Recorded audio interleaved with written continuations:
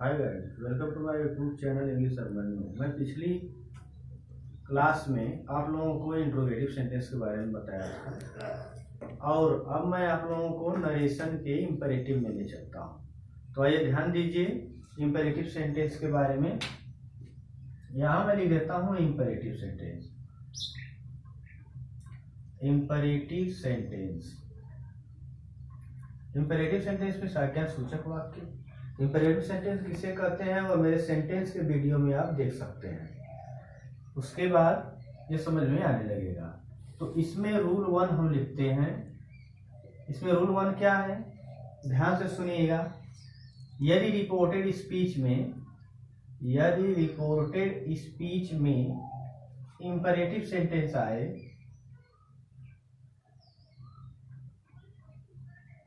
Imperative sentence आए तो reporting verb said को वाक्य के भाव के अनुसार ऑर्डर्ड, आदेश देने का भाव होगा तो ऑर्डर्ड, प्रार्थना का होगा तो रिक्वेस्टेड,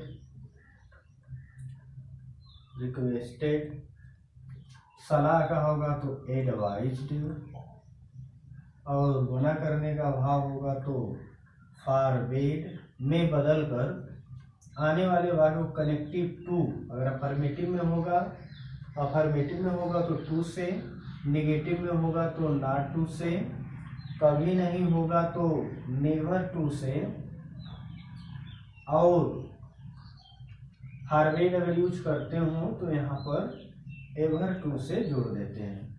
ये तो रहा रूल आपका। आइए हम एग्जाम्पल लेते हैं। इसमें एग्जाम्पल लेते हैं। द टीचर सेड, अध्यापक ने कहा, क्या कहा, get out of my eyesight, full stop and a close inverted commas. Now you will have to change into indirect speech. What is the indirect narration of this sentence? Then suppose करते हैं रिपोर्टिव speech में क्या है, imperative sentence है तो रिपोर्टिव verb का subject हो जाएगा द टीचर। सेट किस में बदल जाएगा, टीचर क्या कर रहा है, आदेश दे रहा है तो ऑर्डर्ड टू से जोड़ेंगे क्योंकि वाक्य अफर्मेटिव में है इंपेरेटिव वाला, इसलिए इसको टू से जोड़ेंगे तो हो जाएगा गेट आउट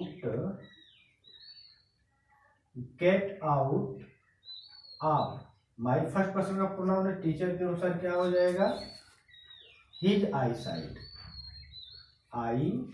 ISIGH, हिज आई साइट। यह इनडायरेक्ट स्पीच बन गया। दूसरा हम एग्जांपल लेते हैं।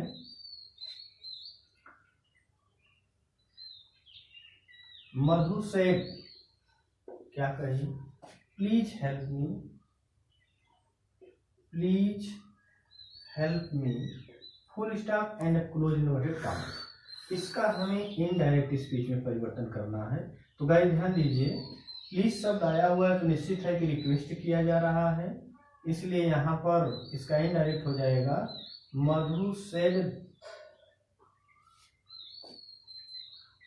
मधु रिक्वेस्टेड, सेड नहीं, requested, QUESTED, requested what, to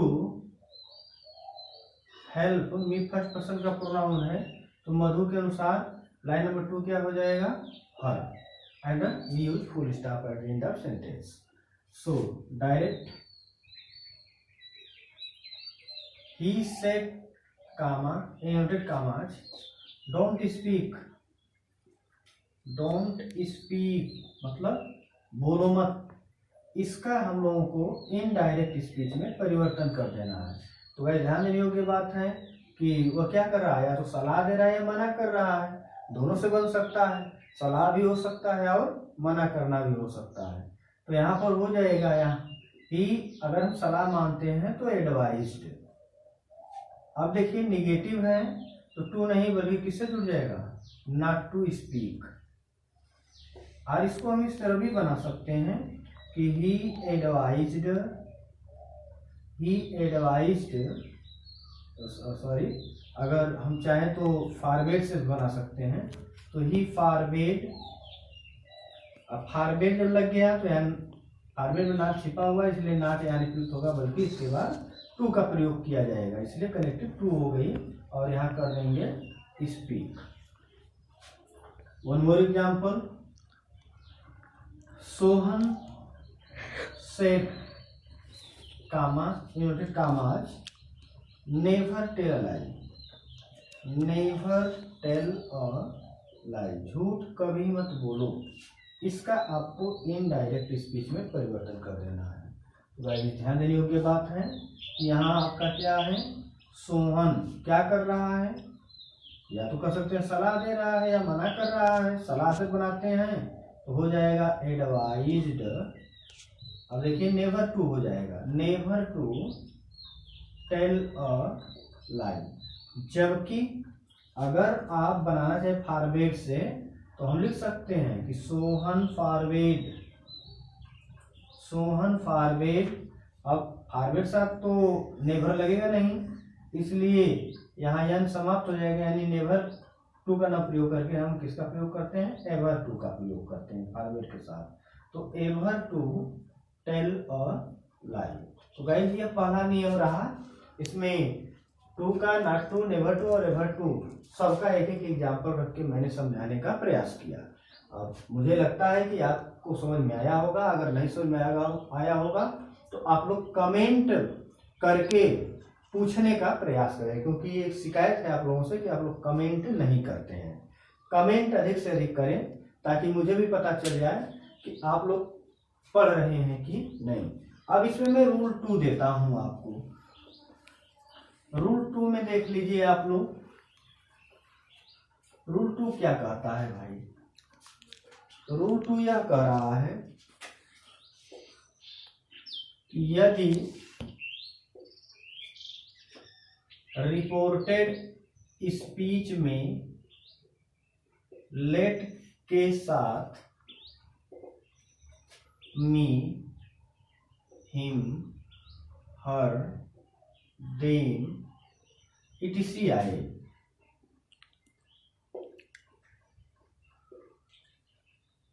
तो रिपोर्टिंग वर्ब सेड को वाक्य के भाव के अनुसार, वाक्य के भाव के अनुसार, भाव के अनुसार ऑर्डर्ड, एडवाइज्ड, रिक्वेस्टेड, फॉरवर्ड में बदलकर, जैसा भाव रहेगा, में बदलकर आने वाले वाक्य को connective to comma, not to, ever to and never to से जोड़ देते हैं। नेवर टू से जोड़ देते हैं। ये तो गाइस रूल रहा। ऐसा जब लेट के बाद जो है, लेट के साथ ये सब आता है तभी के लिए है। जैसे मैं डायरेक्ट स्पीच बता रहा हूं, जैसे मैं लिख दूं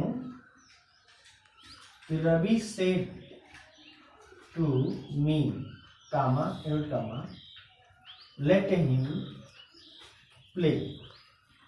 लेट हिम प्ले मीन्स उसे खेलने दो। इसका मतलब क्या है, इसका इनडायरेक्ट हमें बनाना है। तो देख ले, उसे खेलने दो। जब हिंदी वाक्यों का अंत ना लेने के साथ दो या दीजिए शब्द आए तो वहां पर हम लेट के साथ ऑब्जेक्ट का प्रयोग करते हैं। वो भी ऑब्जेक्ट हिम है। तो कैसा है, लेट हिम प्ले, उसे खेलने दो। ये क्या कहा जा रहा है, एडवाइस किया जा रहा है, सलाह दिया जा रहा है। तो रवि क्या हो जाएगा, एडवाइज्ड मी टू। अब लेट है तो लेट को लिख देंगे इसी तरह, और him third person pronoun no changing, let him play. इस तरह से यह बन जाएगा। कब, जब लेट के बाद ये सब आते हों तब। तो ये अधिक तो मायने नहीं रखता है, लेकिन इसका तीसरा रूल जो है, रूल 3 है, वो मायने रखता है। रूल 3 क्या कहता है कि यदि रिपोर्टेड स्पीच में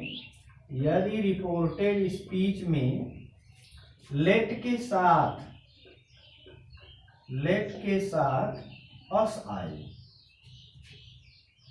अस आए तो रिपोर्टिंग वर्ब सेड को वाक्य के भाव के अनुसार जैसा होगा वाक्य,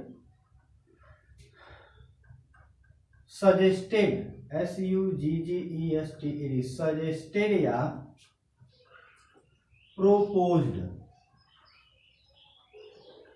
प्रोपोज्ड में बदल देते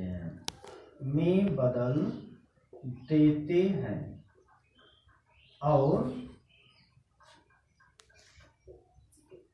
आने वाले वाक्य को कनेक्टिव दैट से जोड़ देते हैं, तथा लेट को शुड बदल देते हैं, शुड में बदल देते हैं। इतना कहानी है इसकी।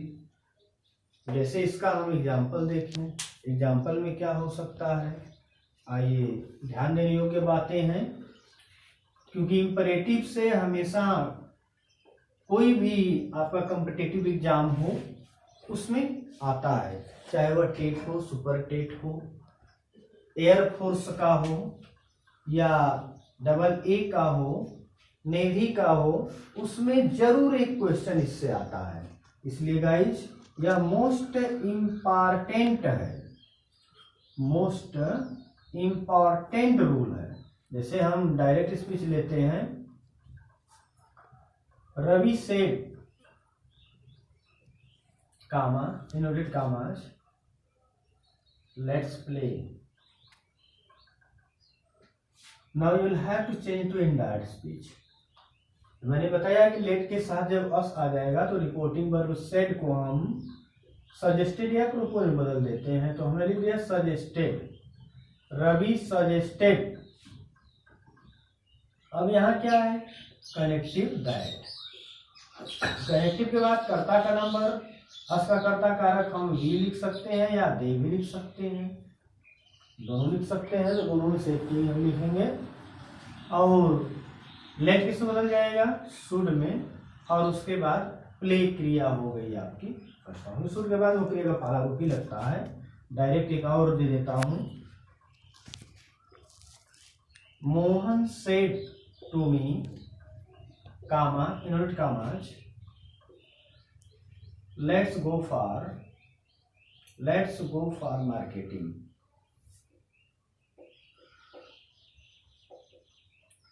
आइए ध्यान दीजिए, इसका इनडायरेक्ट क्या हो जाएगा। तो यहां पर हम लिखेंगे रिपोर्टिंग वर्ब का सब्जेक्ट मोहन, और एक किस में बदल जाएगा, सजेस्टेड या प्रोपोज्ड में। तो हमने प्रोपोज्ड कर दिया, प्रोपोज्ड में कनेक्टिव दैट। कनेक्टिव के बाद क्या, कर्ता का नंबर, कर्ता क्या है, वी, असका कर्ता कारक वी हो जाएगा। अगर इसके अनुसार बदलेंगे तो दे हो जाएगा। वी या दे में हम लिख सकते हैं, तो that we are they should go for marketing.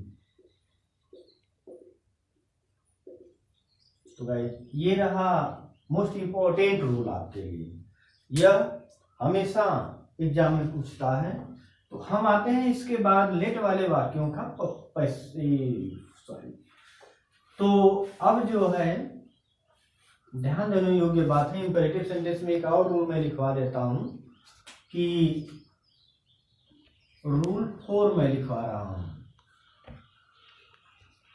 यदि रिपोर्टेड स्पीच में डमी डू आए तो इससे रिक्वेस्ट का भाव प्रकट होता है। Request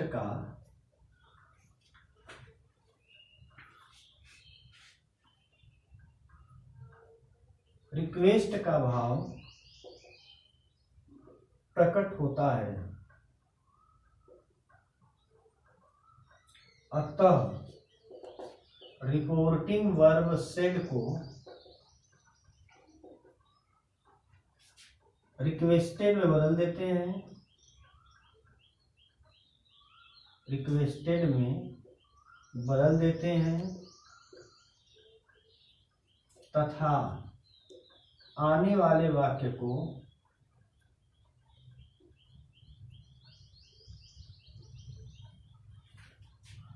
connective to, not to, ever to या नेवर टू से जोड़ देते हैं, जोड़ देते हैं। तो भाई ये रूल रहा। जैसे एग्जांपल में एक दे रहा हूँ डायरेक्ट नरेशन का। ध्यान देने योग्य बात है, जब रिपोर्टेड स्पीच में डमी डू आए, डमी डू का मतलब, डमी का मतलब ये होता है नगण्य। वह वाक्य प्रयुक्त तो होगा लेकिन वाक्य पर उसका कोई असर नहीं होगा, उससे बल्कि रिक्वेस्ट प्रकट होगा, इसलिए उसको हम डमी डू बोलते हैं। जैसे देखा जाए,